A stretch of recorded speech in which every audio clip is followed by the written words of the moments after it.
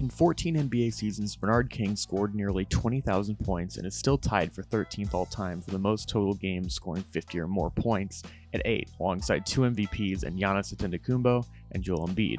For reference, Bernard had as many 50-point games by himself as historically elite scorers like Carmelo Anthony and Tracy McGrady had combined in their careers.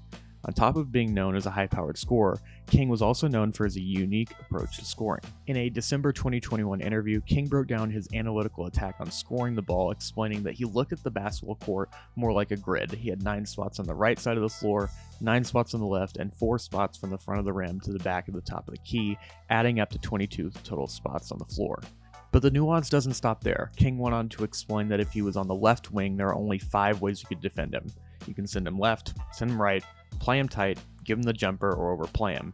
Bernard also had counters on counters with 5 different counters to 5 different ways teams would try to defend him, and then he was going to one of his 9 spots and there's nothing you could do to stop it. Shai Gilgeous-Alexander may not have a formal grid or list of spots, but like King, he loves the mid-range and driving to the basket. Over the last 3 seasons, nobody has driven more to the basket than Shai Gilgeous-Alexander. He has led the NBA in drives per game each of the last 3 seasons. This season, Shai is lapping the competition at 23.8 drives per game, which puts him at 5 drives more per game than Jalen Brunson, who's in second in the league at 18.8 drives per game. For reference, at 15th in the league, Julius Randle averages 13.9 drives per game, which is closer to Brunson at second in the league than what Brunson is to Shai at the top of the league. Shai isn't just an elite driver, he also finishes at an extremely high level at the basket whenever he gets there. Shooting 66.8% inside 5 feet, Shai is shooting better at that range than known above the rim menaces like Zion Williamson and Anthony Edwards. Shai is also the only player 6'6" or shorter in the top 15 this season in points in the paint per game. At 7th in the NBA, the only players who score more points per game in the paint than Shai this season are Giannis, Zion, Jokic, Anthony Davis, and Alperen Şengün. From Shai's rookie season with the Clippers and throughout his 5 seasons in OKC, his shot diet and shot tendencies have continued to change, develop, and evolve. In the 4 post-Chris Paul seasons with the Thunder, Shai has gone from a mostly layups and threes player to a dominant paint threat, mastering the mid-range and a few threes now and then. We're probably now seeing the best scoring balance from SGA in his entire career so far. With a player like Shai who has these eye-popping paint stats, it is safe to say that the other teams have made a habit of walling up the paint and trying to force Shai into jumpers and throwing a variety of defensive looks his way. Last season, Shai had this to say about how teams defend him and his counters to those attacks. I work on my game so much that I don't think it really matters what the defense is doing. I have an answer for pretty much every defense. And that's just the confidence I have in my game. So whoever we're playing, they're going to have schemes. They're going to have different ways they try to slow me down. But I like to think I have answers for that, and something I take pride in. It's a tale as old as time in basketball. Dare him to shoot. It's a philosophy that you hear at all levels of hoops. When a guy is killing at the rim and in the paint, the first counter most defenders look to is testing if that player can hurt you from the perimeter on jump shots. Shai is not unaware of this and has been in the lab for a while working on a secret weapon to counter teams as the playoffs get closer who are denying him drives to the basket and letting him bomb away from deep. In 6 NBA seasons, Shai has shot over 35% from 3 for his career, but boiling it down to simply saying he takes X amount of threes and shoots whatever percentage, I think oversimplifies Shai's approach and shooting arsenal.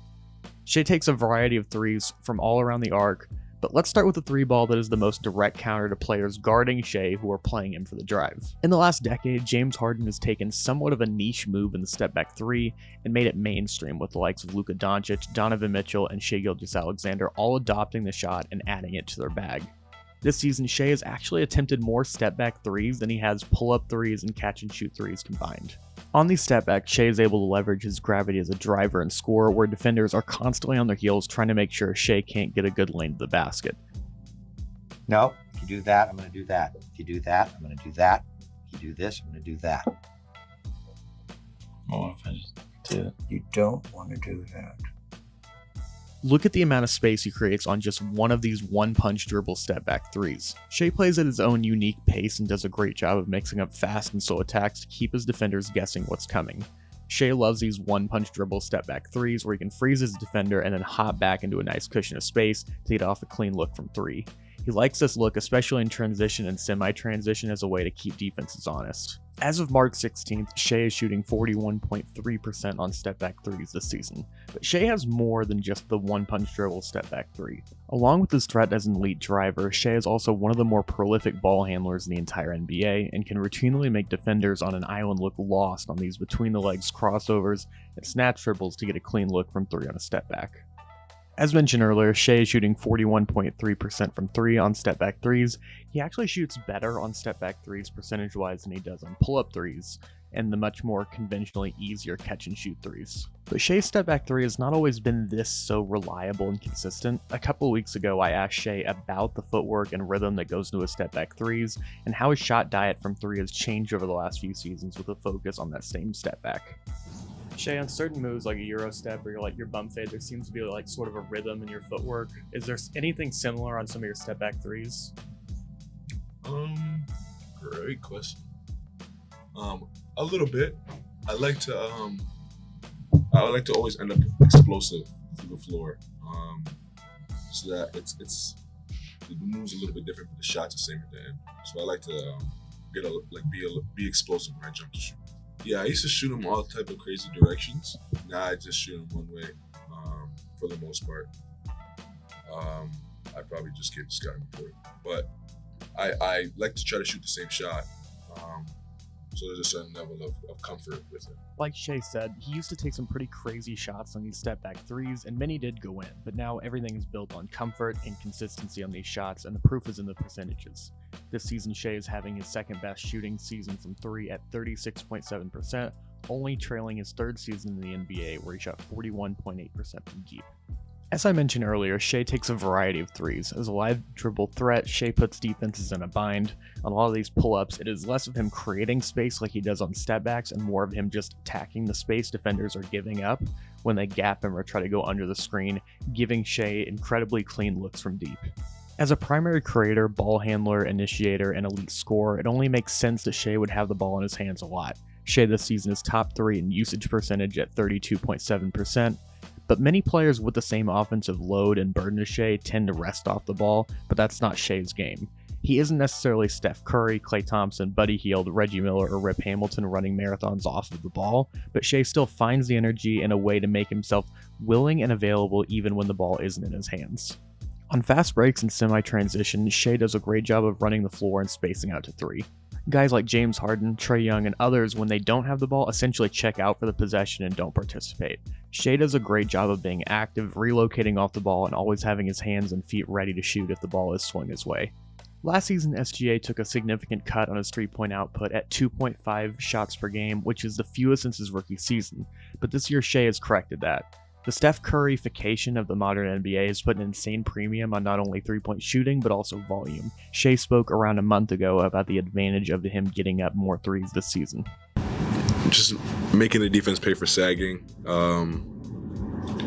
If it's a shot that they're giving me, being able to make it makes them guard me tighter, and then I can drive. And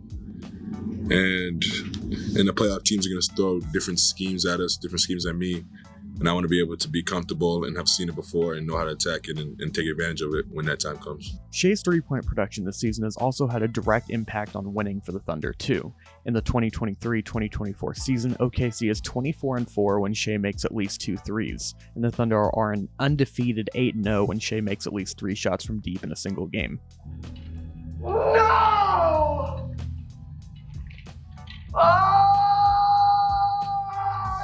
Not how this was supposed to go. I had it all planned out. Shai so far in his NBA career has blown through any projected ceiling anyone has had from him from the time when he was a draft prospect out of Kentucky in 2018.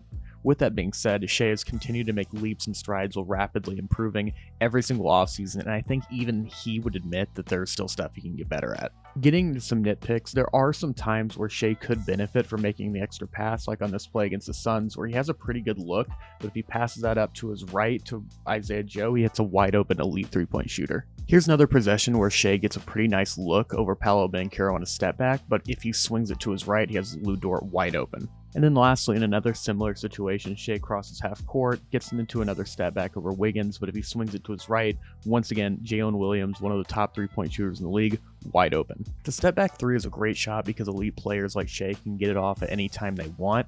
On the other end, it can be a very tempting shot to fall back on because you can get it off whenever you want.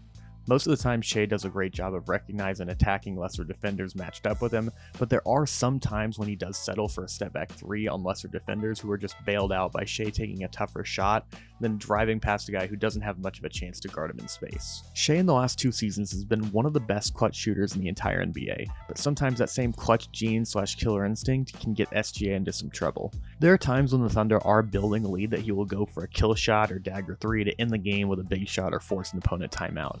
This is me nitpicking to an extent because for a kill shot to even be attempted, the Thunder would have to have a decent lead. But come playoff time where every single possession has even more weight, Shai will have to keep learning when and where is not a good shot for him to take in spots during playoff games where the margins are razor thin. One thing that I've quickly learned being around Shai just in these press conferences, media scrums, and other ways is just how competitive he is and his energy and hunger to get better. So I'm not really worried about these small nitpicky things being some long-term concerns. There is work to do, but Shai is going to continue to get better. And here's a quote that he said recently about maximizing his potential and reaching the ceiling. I want to maximize my potential as a basketball player.